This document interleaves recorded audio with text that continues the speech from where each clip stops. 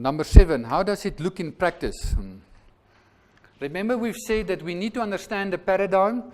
We put down a basic template, and then everyone must go and build it themselves. But we want to present you some, let's say, building blocks that you can just know, okay, what is on the table? What can we build? What can we build? But you need to eventually build yourself, and everyone will build differently. Listen, are you worried that let's rephrase it. You know, when I go into a town and suddenly I go through a street and every house is the same. You know, you just pick it up. You know, this is strange. You know, what do you say to yourself? What do you constantly think? And every house is basically the same, you know. It's either a big company that have built 20 houses, you know, built it the same. Or it's maybe a complex where they built everything the same. But on average, it's not supposed to be like that. Everyone builds his house in a different way. And guess what? It's beautiful. It becomes boring when you enter one road and it's everything the same. You think, okay, can we just get past this road, you know, because there's nothing new to see here, because everyone is a repetition of the previous one. The Lord wants diversity. He has sent you with a different skill set, talents and whatever, because He wants you to deliver the uniqueness of what is in you. Will people make you famous and fall over their whatever and publish you? No, they're not going to do it. Mostly, I can promise you. They will maybe even give you problems. But all that you need to do is deliver what is in you. There's something unique in you. I remember when we were involved in this, let's say, the school that we had for people, a discipleship school, that was good, but mostly not a success. But in that school, the Lord challenged me to write a game that's a life economy game. And the first thought was, it's impossible. And constantly came back, why is it impossible? You always say to other people, it's possible. And it haunted me till I built the game that was called Moneywise. That's possible. And today we look back and you say, beautiful. Anything is possible. But let me tell you, there's something like a Moneywise game in you. There's something unique in you that only you can deliver. But the biggest thing that you can look, I've got nothing special. Maybe it's not a product. Maybe it's a way you deal with people. Maybe it's a service. Maybe it is just one new thought. People, just stop thinking of yourself as just an ordinary, average, whatever. You may look like ordinary or whatever, but let me tell you, the gift and the Christ in you is nothing ordinary and whatever. It is the gift from heaven and the most beautiful that people can ever receive. So how do we build this house then? We just got a few, in our new paradigm we say, maybe we must just be careful of some things, like we must not go to the structural way. We must not go to programs and events as the main thing. People learn through life experience. Don't go for large amounts of people and gatherings, events. We must constantly create community. We must create small groups, 2 to 3. Try to do and live life together as much as possible. And then as we said, then we have this enormous opportunity of gatherings of 1 to 12, preferably 1 to 4, where most of the effect lies, that we need to start to develop. I look at my house, I look at the different people, the different needs and the different purposes and plans and whatever, and I say, what can I now do? Most probably, without going back now to the notes, is that when you take this, you will have to go back to your wife and just sit with your wife and say, are we on the same page? Then you will have a house meeting, a marriage meeting. No, a marriage meeting is a congregation meeting. It's a gathering.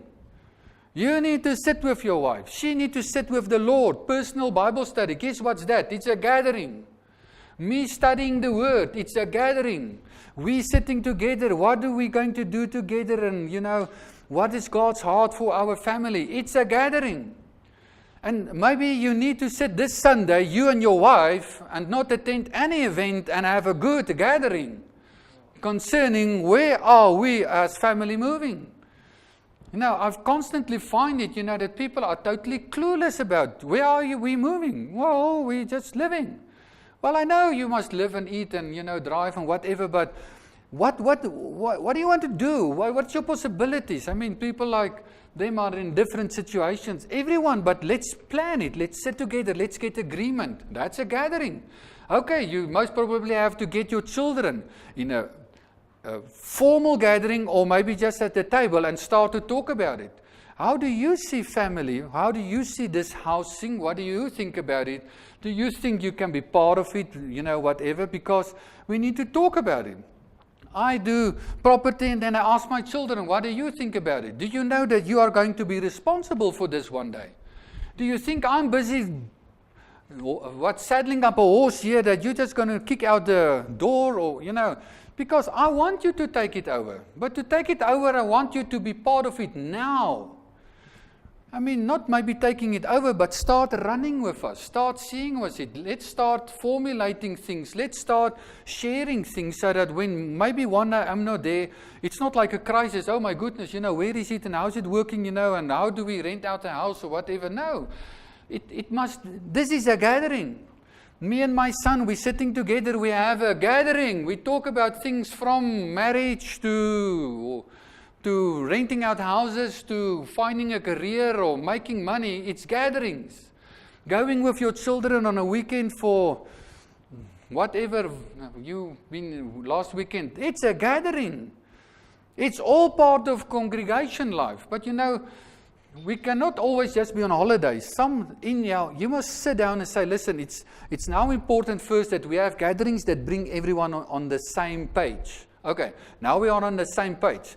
Now we've said to each other, we are family, we're in for discipleship, we are busy with missions, and okay, we have got lots of opportunities, maybe in the Free State or here or there. Where are we going to plant this and initiate this discipleship thing? Do you have friends there? Yeah. Are we going to do it together? Are we going to split up in 3 groups? Let's start planning together. And we're coming to the paying together. That's also part of it. So we make use of various different gatherings to constantly talk about things and planning things, not just fellowshipping. Okay, it's a nice idea, we can go to the Free State, but we never go there. We can evangelize this guy next door, but we never do it. No. The gathering must get down, okay, what is our strategy? How are we going to do it to make it possible that it happen? So in that gathering, as you've seen in your papers, there's personal, devotional time, connect groups with the unbelievers, discovery groups. It's still the best thing to reach an unbeliever through a connect group, a discovery group, for those that knows what we're talking about. The format and how we do it, reaching them, braaiing with them, and start to get to a point where we can sit together and work through Scripture and expose them to the gospel and what it is. Physical family gatherings, family business. People, most of us must have, it's not most probably, hopefully have businesses that will go over into the next generation, and we must plan how we're going to do it and what we're going to do it. This is God's heart. Mentoring gatherings. Tell me, who are mentoring you at this stage? Are there people, I've got a mentor and I sit with him every week, year in and year out. I don't think that's effective. Identify a need in your life. This thing in my business, I don't know. So find a person that knows something about it, go to him for a conference or for 3 months every week or whatever, and then the mentoring time is over. Because when a person have helped you in the area that is relevant now, then temporarily the mentoring is now over. You find another area. And you allow people to build into your life. That is congregation life. Remember, you are responsible for your personal growth. You need to find the mentors. And you are most probably going to find lots of them outside of church. Because the church is not the one that's always fueling this type of thing, because they're too busy with events and meetings. But that doesn't matter. I don't find wherever you find it. I mean, I schedule for myself and my family at least once every 3 months, but preferably every month. We go to something or someone where we sit and listen to them. Talking about from business and wealth and family and everything, that we can have input, constant input from other people, and you can't believe it, what's the difference. But guess what? You need to schedule it. There will be no church program that will do it for you. Because the church program will say, this is the growth track, 1, 2, 3, 4, 5. But that growth track is not wrong, but it will not meet your needs. We are different. And it's not the fault of the growth program. Family gatherings, cell groups, entertainment, relaxation, go and play kegelballe. What is that in English? 10-pin bowling. Sport, health, gym gatherings. Hey, a gym is a nice place. Informal Bible study gatherings. I know you in Bible study things. Just know that everything can be also have its disadvantages, because for to have this Bible study forever running every Wednesday can sometimes become a thing that is dead, because we're hiding between the Bible study, we're reaching out to no one. It's not supposed to be. Get a place and say, listen, we need to know something about covenant, okay? For the next month or 2 or whatever, we're going to take this book or this or whatever, we're going to sit down, we're going to sort it out. We stop it so that we can go and implement and live it. Don't go on all the way, this Bible study becomes this little huddle, an excuse that we don't reach out. Because that's normally, we're too busy with the Bible. No, you're not busy with the Bible, you're making excuses. Get your Bible study, but don't let it bring your fivefold system thing in a lopsided equilibrium, or not equilibrium, lopsided, what do you call it, Charles? Yeah, it must always be in a balance. So tell me, you can spend as much time in a Bible study if you can just prove me you spend as much time in reaching out to people. Well, fine, go for it. But don't say you sit hours and days there, but there's nothing on the other side. It's not going to work. Beautiful Bible study, but it's not going to work. It's going to be the different effect that you want it to be. Informal prayer gatherings. Pray, people. Pray and pray and pray right through the night and wherever.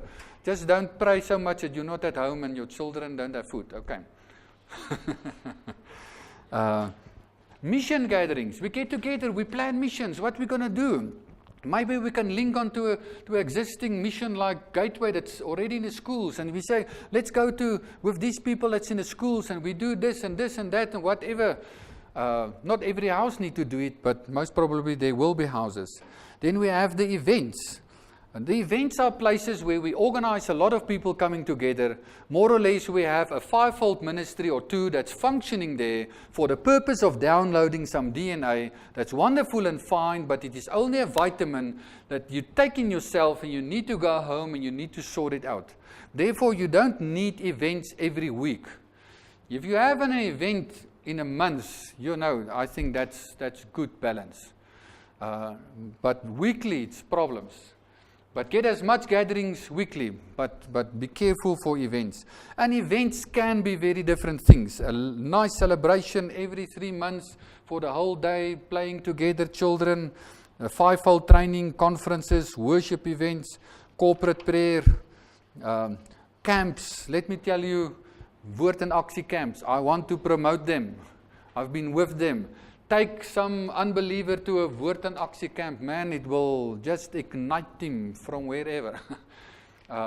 If you don't want to, create your own camp. Something, it's still a thing, the camp thing is still working in South African context.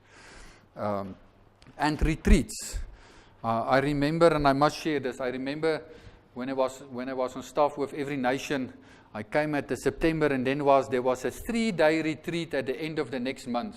3 days going to a farm doing nothing. I thought to myself, my goodness, how can you go through a thing like that, 3 days you sit there with no program, no purpose, no whatever. You just be, I thought, no. We've got an excuse out of this, because we knew on staff.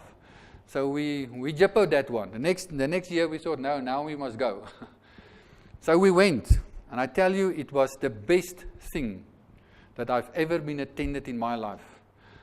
To sit with the 50 staff members, and I had more relationship that 3 days with the 50 staff members. Just be sitting around the pool, and the program is the people. If you bring a game and you start to play the game, then it's the program. If you bring a volleyball and you put it up there, then it's the program. Who wants to be part of it? If you don't want to be part of it, fine. If another one brings his bike or he wants to walk in the field, then it's the program. Everyone brings the program. There's no official program. It is wonderful.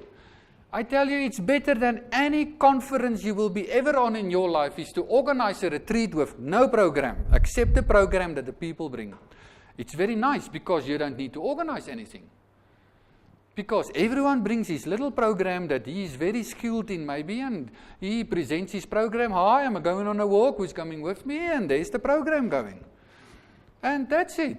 It is wonderful, it's diverse, everyone loves it, it's got let's say, a joy effect in it. It is fun because it's playing and talking, and if you want to talk to people personally, spiritually, the whole 3 days, you may. And there are too many people that you won't be able to work through them. And they love it themselves. Retreats. Yes, I love a retreat. It's the best thing, seriously. In just sitting with people and just living into their lives, hearing their stories. You can't believe it, what people can tell you about their lives. We are so busy preaching for them that we can't hear their stories also. Okay. Can you see how you can build your house? This is building blocks, but you need to go and you need to trust the captain of your ship. Who's the captain of your ship? The house leader. Trust the captain of the ship. The captain will sit with the other people and we will start to talk. Build something that's unique, and you can build your own culture into the thing. That's very important. Culture is very important. But we don't have just one culture. Some people have a culture of, going to the sea and whatever, or a culture where they go on hunting. Nothing is wrong. Use it for gatherings. Use it for a place where you build relationships and you start to live into other people's lives. But be accountable. That when someone asks you, listen, tell me what's going on in your house. Yeah, we haven't think about anything. No, you had to think about something. Because there's the possibility that you can become very passive and we just here, Yeah, we can be here till you die and do nothing. But we need to get to a place where I always say to people, if your strategy is not in your diary, it will not happen. It's only in your mind. You need to have a strategy, and then you need to say activation time. By Friday, we need to book a place. By Sunday, we need to contact all the people that we want to go with or whatever. We need to activate these things. But when you start to activate it, you won't believe it how beautiful it is. But it takes some effort to move out of your comfort zone and say, let's go for a weekend. I want to go with Marcel and whatever. We want to go to warm baths, and we're going to just be whatever and start to get to know each other and whatever. We need to activate it and not just say, church is all about being. Now, the being, if you found being, you become active, If you really found the right being in Christ, you are passionate about sharing it with other people. Otherwise, you've missed something about being. Jesus was active, not in that he was mission-minded all the way. He was active because he always said, I've got something to share to other people also, and I want to share it.